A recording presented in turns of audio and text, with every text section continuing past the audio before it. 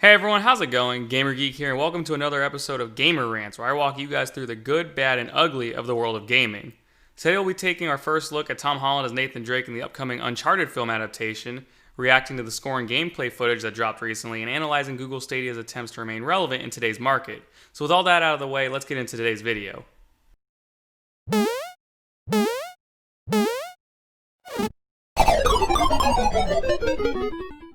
For those who don't know, or in case you need to dust the cobwebs off your brain, Uncharted is the universally acclaimed action-adventure video game series that started all the way back in 2007. The series is a massive success for developer Naughty Dog and Sony as well, growing into one of the overall best-selling video game franchises of all time. The Uncharted series has consistently featured quality game design, fantastic narratives, and excellent character development. The game focuses on protagonist Nathan Drake, a treasure hunter who uncovers numerous historical treasures throughout his adventures in the main series. These adventures range from uncovering cursed idols to discovering and fleeing lost cities, so this series was ripe for movie adaptation. I mean, let's be honest, any one of the four main games would have made for an amazing movie, so it's no wonder why Sony decided to capitalize on the series' popularity and start production of a live-action film adaptation. The only question I would ask is why did it take so long, because this movie has been in development for a long time. In case you weren't aware, this film has been in the works since at least 2008, 1 year after the first installment of the main series was released. So it seems Sony knew they had a winner on their hands early on and wanted to cash in. Unfortunately though, production for the film took a long time to finally get off the ground, especially after having to fully rewrite the script in 2011. Despite the setbacks though, the movie is finally on the way, with the film's production taking place all throughout this year. For those who haven't been keeping up with the film though, it may not be what some fans were expecting. The movie adaptation is serving as a prequel to the main Uncharted series, showing us the origins of Nathan Drake and longtime partner Victor Sullivan. I will admit that I was initially turned off to the idea of Tom Holland portraying the series lead. Not to say I think Tom Holland is a bad actor by any means, I personally just had doubts as to whether or not he was a good fit for the character. Those doubts were eliminated completely, however, when we took our first look at Tom Holland as Nathan Drake on set. Just wow, he looks amazing, and although we can't accurately judge a movie based on a single set photo, I'm already beyond excited. Video game movie adaptations haven't had the greatest track record, with most adaptations doing God knows what to fill the narrative rather than, using the source material.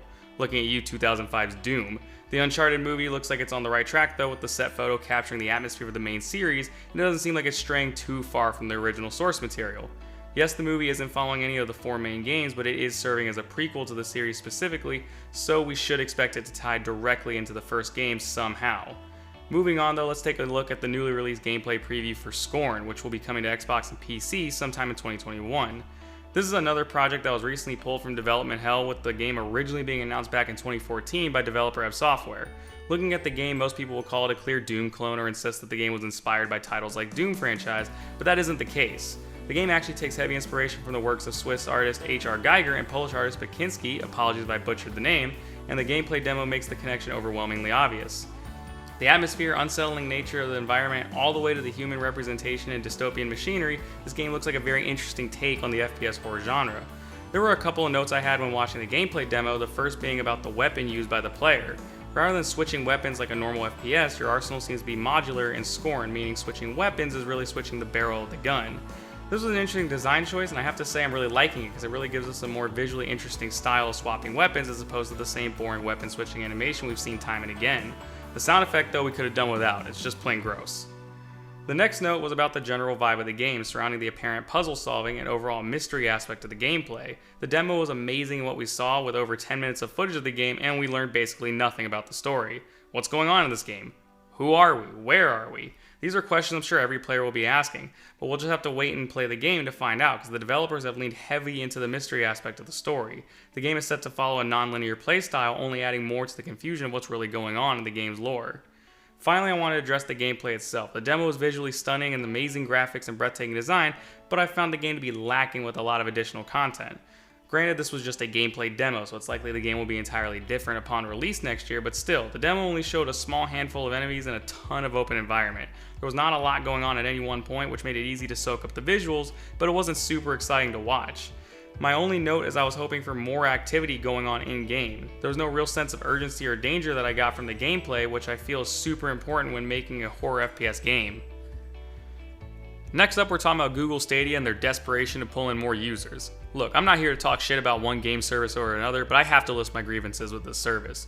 When it was first announced, I was on the optimistic side for the Stadia. I thought being able to stream video games like you would a movie or video was awesome, and I still do think the concept could really take off with the right company. Unfortunately, Google Stadia just didn't catch on. For those who don't know, you pay a monthly fee to utilize the service and accumulate a game library like you would for a console. With the Google Stadia service, you're able to stream your game library to any device, as they advertise, so long as you have a screen and internet connection. Sounds really cool, and they even offer deals such as $10 off your first game when you sign up. Now, if you cancel the streaming service, you don't lose your purchased content, it just drops to a slightly worse streaming quality. You also still have access to your games and can play anytime, you just don't have any free games or add-ons that Stadia offers to paid members. So why don't they have more users? Well, the problem lies more on the logistics side rather than the gameplay side. The games stream, they work, end of story. For some. If you don't have the steady access to decent internet connection, then you're not going to have a good time on the service. Aside from that though, Stadia had several complaints that really seem to limit the reach they have in terms of customer acquisition. This is why I refer to their current plan to lure in more gamers as a failed attempt to remain relevant, because they aren't really solving the problem that's wrong with their service. Currently, people complain about a lack of options available on the streaming service. Developers claim Google doesn't offer devs enough money to design games for the platform, so they have a library that's pretty lacking. Stadia also faced complaints about compatibility, as most people likely don't have the internet connection to support the paid version of the service with 4K game streaming. The people who would invest in such beefy internet to play video games already do on PC or console. So with all these complaints about not being able to fully access the service and having a lackluster library of games, how does Google respond? By offering free demos and more titles on the paid version of the service. When people complain about not being able to support streaming games with the paid service because of the strain it puts on your home internet, the first fix to obtain more users and keep the current ones satisfied wouldn't be to offer more games that they can't or don't want to play. If Stadia really wants to dig themselves out and obtain a substantial user base, they should really find ways for users to stream content more effectively and focus on the issues specifically surrounding internet compatibility. I think if Google could somehow find a way to stream these games without taxing your internet so much, more people would sign up and potentially buy into the service. Once they make it more accessible, then they can look into adding more games. Just stay away from MMOs though. There aren't enough players to fill out those games, and definitely shows according to some reviews. I honestly think Google Stadia could be really cool, especially for people like college students or those living in apartments who don't have the space for a console or buffed up gaming PC, assuming Google actually makes positive changes to their service. Then again, I could be wrong and they really need to go in a whole different direction. What do I know, right? I'm just a gamer geek. Thanks for watching, and I'll see you guys next time.